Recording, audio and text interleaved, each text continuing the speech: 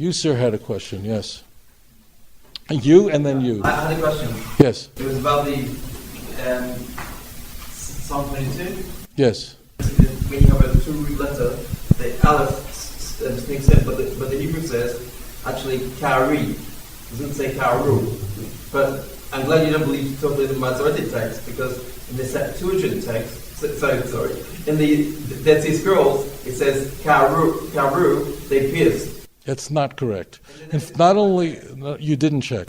I did. You did not. That's not possible because it does not exist in the Dead Sea Scrolls. Psalm 22 does. Listen, sweetheart. Listen to me, sweetheart. Just listen to me. I'm not trying to embarrass you, God forbid.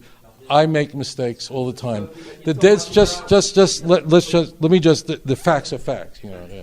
So, the Psalm 22 simply is not in the Dead Sea Scrolls. Now, maybe they'll find another piece of pottery where it's in. I'm not saying it can't be found. It isn't. The text, just slow down. I'm not gonna jump all over you. I just want to correct it. It just isn't in the Dead Sea Scroll. The chapter doesn't appear in the Dead Sea Scrolls. It's just factually not correct. No Christian would support it. But it's easy to understand how Nachal Hever, which is a later text from the Bar Kokhba period from 132 to 135, in an area called the Nachal Hever Caves, which is, let's say, 15 kilometers from Qumran, we have a text there. And in that text there, the Yud could possibly be constructed as a vav. That's correct. And actually, you can look at it, right. They can be both ways. The problem is, and have you ever seen this Nachal Hever text? I can't say I have. There's a reason why you can't say you have. It is you haven't seen it. That's another way of saying no. Okay, so let me help you out here, and I'll be glad to send anybody the Nachal Hever text so you'll know what it says there.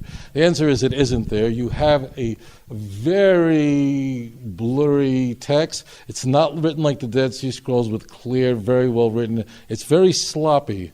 And yes, could the Yud at the end of Ko'ari be seen as a Vav? The answer is yes. It looks more like a Vav than a Yud, incidentally. Now, one could easily say that it is a Yud and the scribe was sloppy, and I'm going to say that. How do I dare say that this text of Nachal Hever, dating to 135, is sloppily written? The reason is the next word. If you go to the Nachal Hever text, you'll see the Hebrew should say Yodai, which means my hands, but you'll notice that the scribe made such a monstrous error that he put a hey at the end of Yodai, so the word now reads Yodeha, which means her hands. That means that if the Nachal Hever scribe, who's writing in a cave, and who's writing not under the best conditions, if I were writing it, I also might make the same mistake. I'm not saying he's a bad guy, but what I am saying is the very next word, we find a massive misspelling where it says Yodeha, which means her hands. And that we know the text simply doesn't say. So by the fact that the next word is defective, we know that the text is sloppy. If you just look at it, that's why I said, did you look at it? Wide away. I wasn't trying to catch you.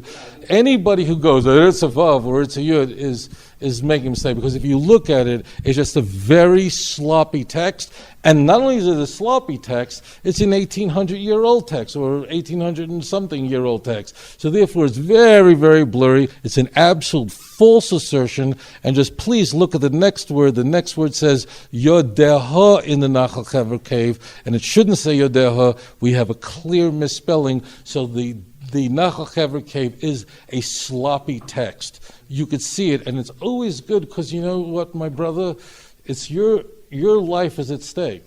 It's your relationship with God at stake. Wouldn't you want to look at it for yourself? Also, it's in the Septuagint, here's Syriac, and the Aquila version. Yeah, absolutely, for sure. And not only that, you'll find it in the New American Standard Bible, and you find the King James. Wonderful. All these texts you'll find it in. There's only one text that matters, and that's the Hebrew text that God spoke to in Abraham. It's nothing to do with dots of a Masoretic text. The only thing that matters is Hebrew. The Septuagint we have. No one says that King David is writing in Greek. The Greek, Koine Greek, didn't exist 3,000 years ago. If Christians want to say, you know what, we're going to trust in the Septuagint, then and they're going to say, oh, the Septuagint is so old. I'm going to say to you, good, you go with the Greek, I'm going with the Hebrew. Okay, so ladies and gentlemen, I'm going to wish you all a very good evening. Thank you so much for having me here this evening. To all of you, thank you.